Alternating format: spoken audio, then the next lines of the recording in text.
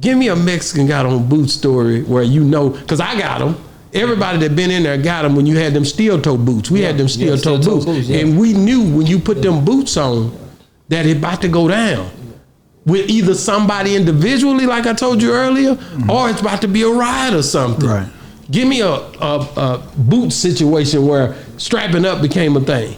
Yeah, so I remember one time we was like in the lockup section. Okay. Where we was on lockdown, right? Yeah, Johnny Sacks. And but before you go in there, they take all your property, they take your boots and stuff, and then when we get in there, because it's always gonna be divided, when you go in there, when you go up in there, we're like, man, over here, they're gonna let you know over here, right?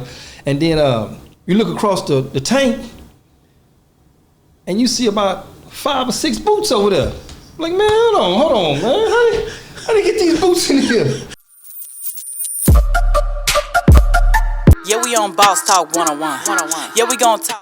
I wanna ask you a question, man. My boy Ali Sadiq, who be on Boss Talk, shout out.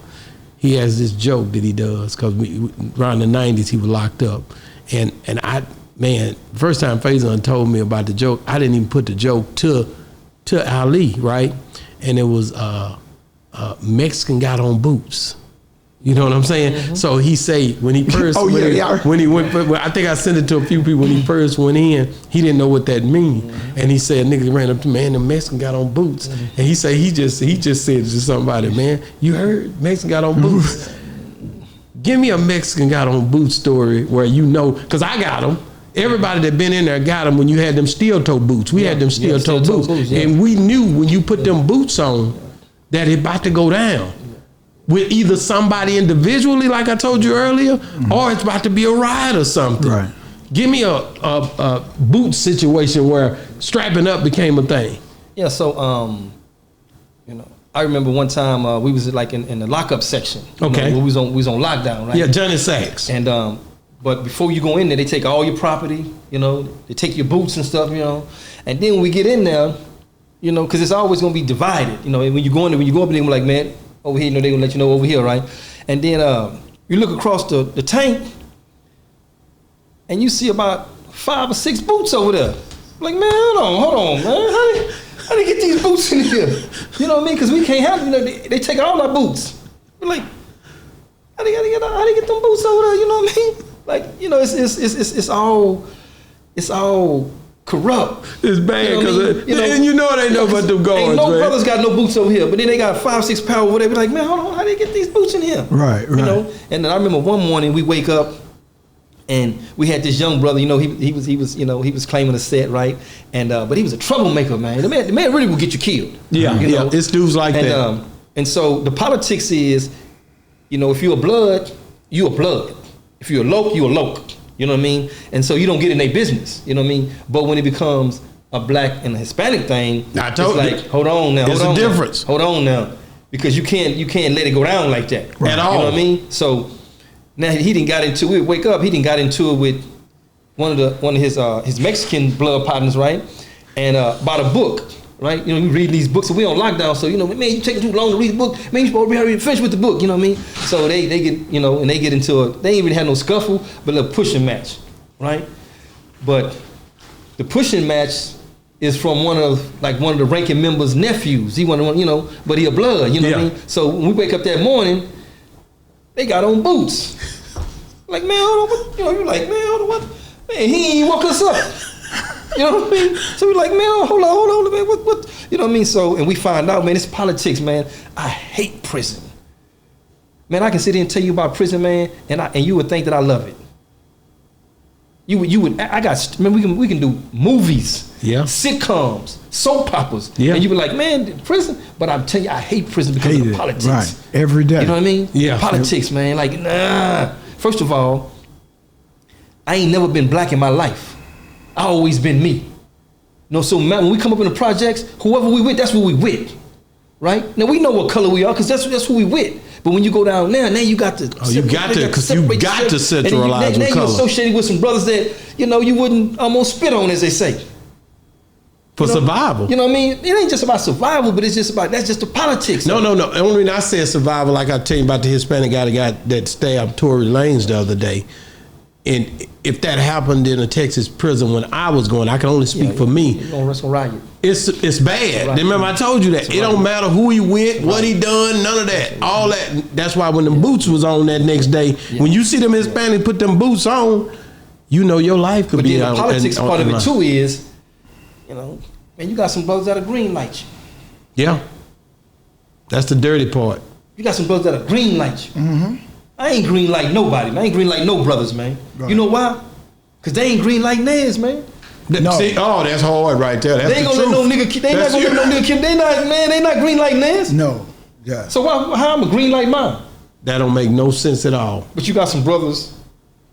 That's now that's politics. That's why I hate prison. I hate prison. Yeah. I hate prison. Yeah. Well, they do the same, and they got the same politics on the street, though. You dig what I'm saying? Especially in Cali, we'll do something to each other, but when it comes to somebody else, well, man, you know, we gotta think. Just like you say, what happened? Some brothers tried to get out, and they tried to rectify, but like when I grew up in prison, you do something to a black, no matter what it is, it's 6 for 1. That's how we carry stuff. Now it's politics. He ain't my homeboy. Oh, well, man, he ain't from my set, you know. And then you gotta also remember the world changed again. So now, you know, I'm gonna say this: we all niggas now. So when you say, "What do you think about the nigga word?" What do you think about? Like, what do you mean? Like, we don't know nothing else. We don't know nothing about the professionalism of being black or being African American. We don't know nothing about that. We just know about being niggas. Who with us? And whoever with us, whether they Mexican, white, Chinese. That's what it's changed to now. Yes, it's that's what it's a changed commonplace to now. word. Niggas ain't just us. So it's like, you know. But then we have to understand the negativity until you don't hear Mexicans calling each other donkey riders. They call each other niggas though. We call each other niggas. That's right. But my point is, you don't hear Chinese calling each other zipper heads. You know what I'm saying? You don't hear Jews calling each other geeks and this and that. But we use the word, not everybody use it. And now you get mad if a Mexican call you or a white boy call you a nigga. Well, we say it different. It's the same indication. If I disrespect me and I disrespect you, how you think a world goes? Because respect is power. If you respect, the only way people respect you if they know you'll kill them. If I don't respect you, I'm gonna test you. First, I'm gonna put my hands on your shoulder, then I'm gonna then I'll slap you upside the back of the head. If I don't stop when you first touch me, give a nigga an inch, he'll take a mile. So I'm on both ends of the spectrum. You know, if we in a room and it's nigga, it's nigga. And if I go in a room and somebody feel offended by using the word, then I try to refrain from it. Yeah, we shouldn't use it at all. Yeah, that's respect. I've been trying to pull back from it. He bring me into it every time. Bring me into it. So what you doing, Papa? What you doing out here on the street today? No, I don't want to go fast far because I want to get him out of prison. Let me go back into that. Out of prison. No, he not. We just took the boots off. No, I get that, but I want to walk him to the day he gets out and the changes out here in the world, right? Like once you done all of that time, things are changing constantly. So what happened when the Mexicans had the boots and blood got y'all in this? How did y'all get out of that? The politics come into play. Then you're gonna figure out who right, who wrong. Then you fill out, you know, the consequences. The brother was wrong. The consequences, he got to go get in the Cadillac. Okay. You know what the Cadillac is, right? Yeah. So I don't.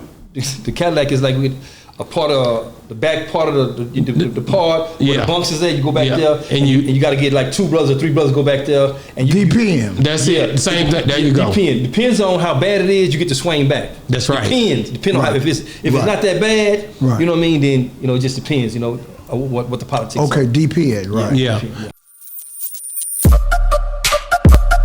Yeah, we on Boss Talk 101. Yeah, we gon' talk.